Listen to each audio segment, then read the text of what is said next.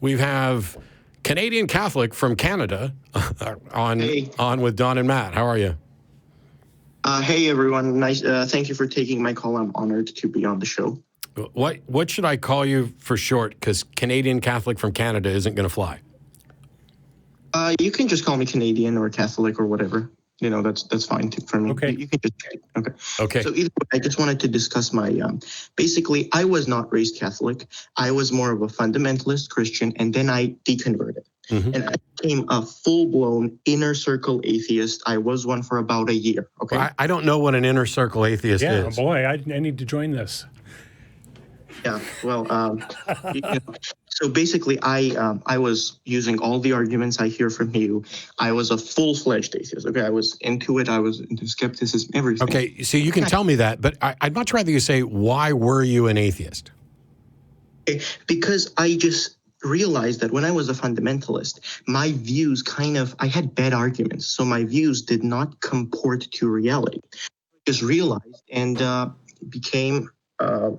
And I just started to say I lack belief in God. Okay, so now you're a Catholic, which I would assume if somebody tells me they were an atheist because they didn't have good arguments for God, and now they're a Catholic, that must mean that they have good arguments for Catholicism. Yes, I will just make a point real quick and say that I realized ultimately it was a journey that the skepticism I was applying to fundamentalism and other positions, I was not applying to my own as an atheist. And I believe you... To your own what as an atheist? I'll just make a point. To my positions as an atheist, I was not applying it. But that... No. See, okay, here's a problem.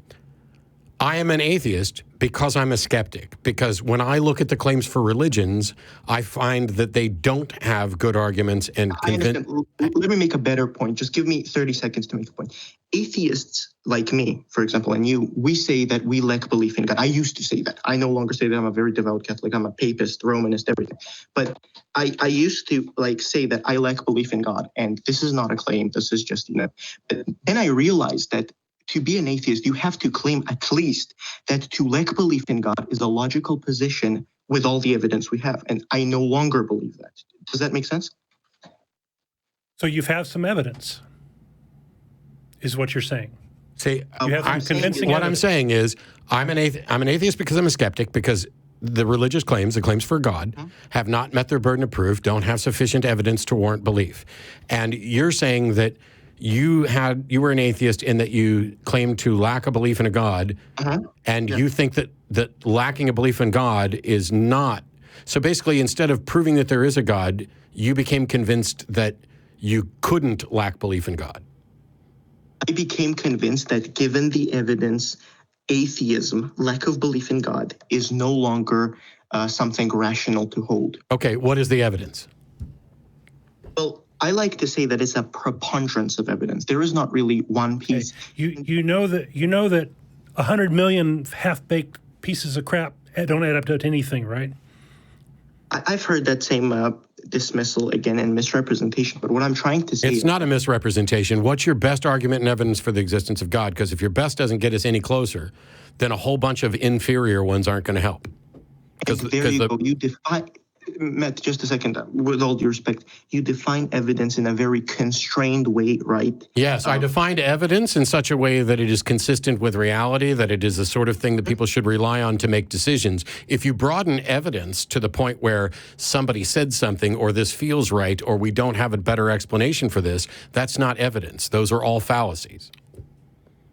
Sure, but what I'm trying to say is that there's different categories of evidence. You could have scientific evidence, you can have historical evidence, you can have preponderance of evidence. So given what we know, I understand that there are different categories of evidence.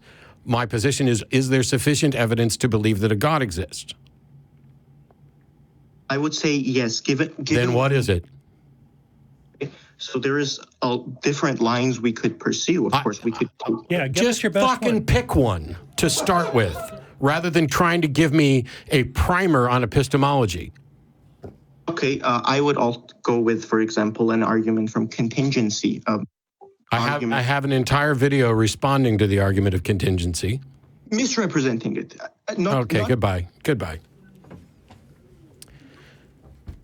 If you are the type of person who thinks that the video I put up responding to the argument from contingency misrepresents it, then you can reply to me individually. You can email sans.deity@gmail.com or president@atheist-community.com, or you can email the Atheist Debates thing correctly. But I'm not going to let you sit here and just pretend that you are now in a rational position by claiming that I'm misrepresenting the argument from contingency.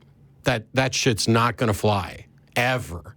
If you think I've made a mistake, then instead of calling in to say, I used to be an atheist, now I'm a Catholic because of the preponderance of evidence, what you should have done is called in to say, I think there's an error in your video about the argument from contingency. In which case, I would say, I would need to review that video on the argument from contingency.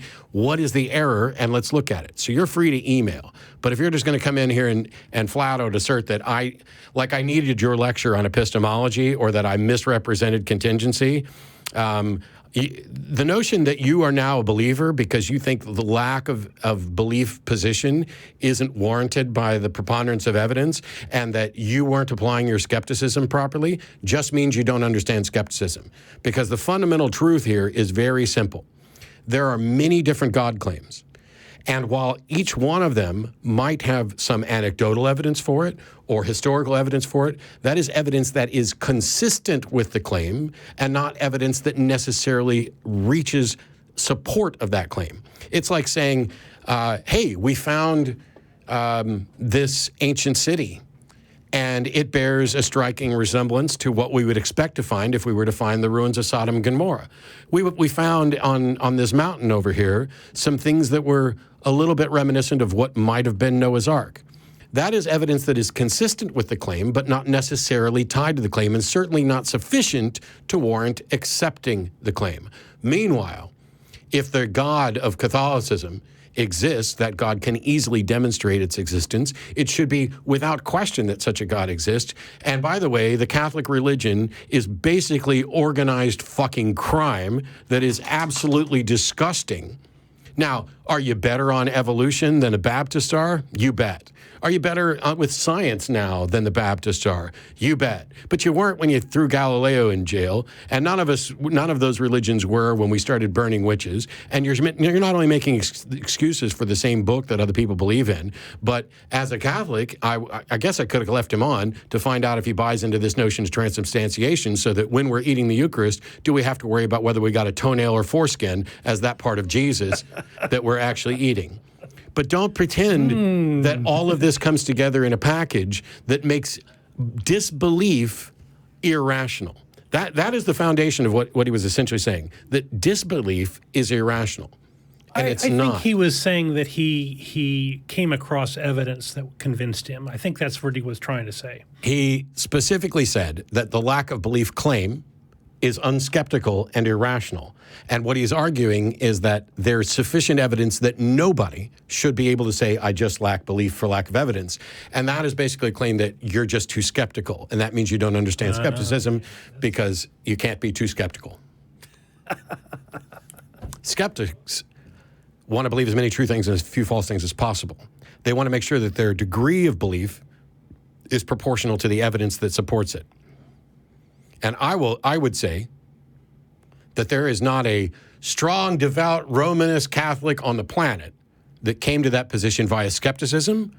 If there were, we would have published articles demonstrating the truth of the Roman Catholic claims. This would be Nobel Prize worthy. It would be Templeton Prize worthy. It would be all over the place, and not just somebody who calls in to say, once upon a time I was a skeptic and you were dishonest about the argument from contingency. Go fuck yourself. I thought for sure we were going to go to the miracles.